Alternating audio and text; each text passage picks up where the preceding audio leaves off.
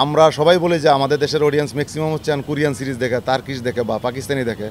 তা আমার হঠাৎ মনে হলো যে এত মানুষ এদের এদের সিরিজ কেন দেখে, মানে এদের সিরিজগুলো কেন দেখে, সেটা থেকে চিন্তা করে আমি সিরিজটা বানানো যায়। আমি যদি এই অডিয়েন্সকে টার্গেট করতে পারি তাইলে হয়তো বা মানুষ, আমাদের দেশের মানুষ সিরিজ দেখা প্র্যাকটিস শুরু করবে। আমি চাই দর্শক আবার সিরিজে ফেরত ফেরত আসুক, সবাই সিরিজ বানাক, চরিত্রগুলো বেঁচে থাকুক। যে সিরিজ হয় 100 পর্ব 200 পর্ব এরকম না, একটা গল্প শুরু হবে, শুরু থেকে শেষ হবে। আমার গল্পের একটা ট্যাগলাইনে যে তকির ভাই বলছিল, পরিবারেই শুরু পরিবারেই শেষ।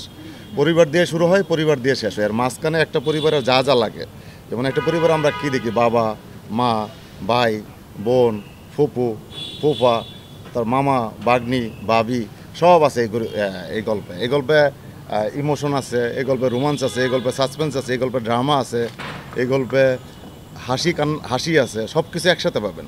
মানে সম্পর্কের গল্পে যা যা লাগে, একটা পরিবারের বাসায় যা যা আছে সব আছে। এবং এমন না যে দেখলে বোরিং লাগবে, আপনাকে একটা সিকোয়েন্স দেখার পরের সিকোয়েন্সের জন্য ওয়েট করতে হবে। সম্পর্ক বিশ্বাস করি আমি, আপনার সাথে সম্পর্ক আছে বলে আপনি আসছেন এখানে। এখানে সম্পর্ক পরিচিত গল্প, জীবনটাই পরিচিত, আমাদের আশেপাশের প্রতিটা জিনিসই পরিচিত, সেটাকে নতুন করে প্রেজেন্ট করা আর কি, আর কিছু নতুন কিছু না। এগুলো দেখা গল্প, এগুলো দেখলে আমার কাছে আমার বিশ্বাস যে যারা পরিবার বিশ্বাস করে সবাই বিশ্বাস করবে গল্পটা, সবাই ক্যারেক্টারগুলোর সাথে কানেক্ট করবে। এখানে যারা অ্যাক্টিং করছে, ধরো আমি যদি বলি মনিরা মিঠু আপার অ্যাক্টিং দেখলে সবাই বিশ্বাস করে এরকম মা আছে পরিবারে, এরকম বাবা পরিবারে আছে, এরকম একটা ভাবি পরিবারে আছে, এরকম একটা ফুপুদেরকে বলা হয় রক্তের সম্পর্ক। ফুপুরা সবচেয়ে বাইরের ছেলেদেরকে খুব আদর করে, ওরা অপরাধ করলে মাফ করে দেয়। তো এই টাইপের একটা ক্যারেক্টার আছে। ফুপার তো বোন আছে একটা ছোট পিচ্চি, সবাই আদর করে। এটা ফুপার একটা ডিফারেন্ট ক্যারেক্টার আছে, সেটা এরকম আমাদের সোসাইটিতে এরকম গল্প হয় সহজে, কমন গল্পই পাবে। আর এই গল্পে আমার 3টা গান আছে, 3টা নতুন ফ্রেশ গান। আমি বিশ্বাস করি এই যে একজন সিঙ্গার চলে আসছে, 3টা গানই ডিফারেন্ট। টাইটেল সংটা, পারিবারিক সংটা আরিফিন রুমি মানজুর লিখছে, আর রুমি আর হচ্ছে দোলা গাইছে। মার্সেল একটা স্যাড রোমান্টিক গান করছে, খুবই সুন্দর গান। এবং এই যে পায়েল খুব পছন্দ করে গানটা, মিউজিকটা যে বাজে। আর একটা পিওর রোমান্টিক গান বানাইছে প্রত্যয় খান, খুবই ডিফারেন্ট টাইপের গান। আমার বিশ্বাস যে 3টা গানই 3 টাইপের গান, মানুষ পছন্দ করবে গানগুলো। এবং গানগুলো গল্পের প্রয়োজনেই বানানো হয়েছে, শুধু গান বানানোর জন্য বানানো হয় নাই।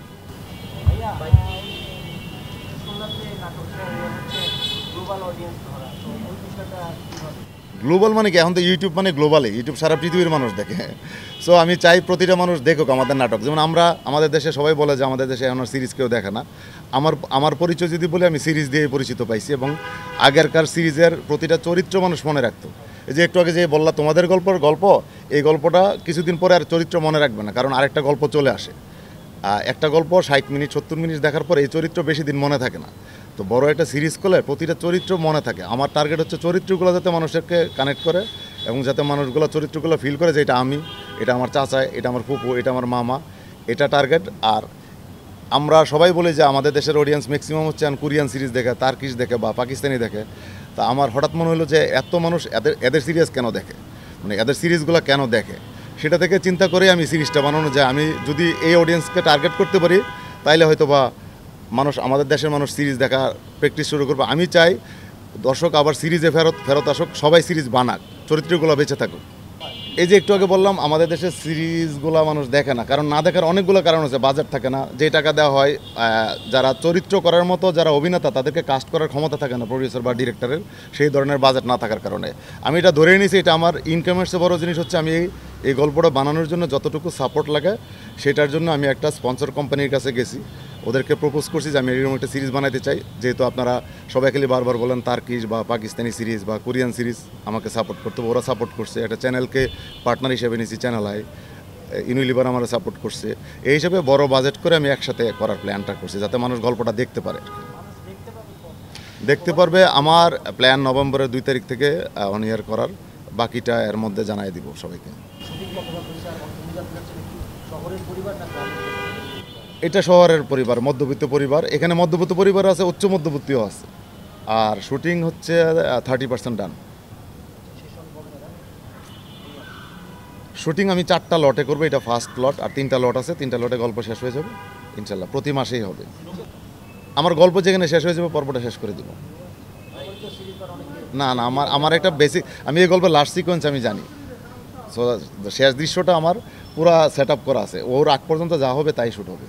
মানে এবং কোনো বাড়তি কোনো সিকোয়েন্স থাকবে না যে সিকোয়েন্সটা গল্প শুধু খালি ডিউরেশন বাড়াবো বা মানুষ দেখবে, কোনো কারণ নেই, গল্প ছাড়া কোনো সিকোয়েন্স নেই। না, এটা সবাই বলে, কী কারণে আমি জানি না। আমি ফ্যামিলির একজন মেম্বার, ফ্যামিলিকে পছন্দ করি এবং আমার বিশ্বাস এখানে যারা আছে সবারই ফ্যামিলি আছে, সবাই ফ্যামিলিকে পছন্দ করে।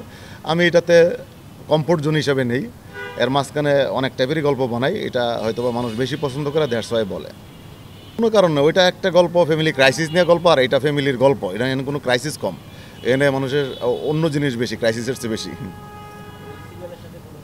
না, ওই সিরিজের সাথে কোনো কিছু মিল নাই, গল্প মিল নাই, কাস্টিং মিল নাই, মানে গল্প বলার ধরন মিল নাই, সব কিছুই আলাদা এটা।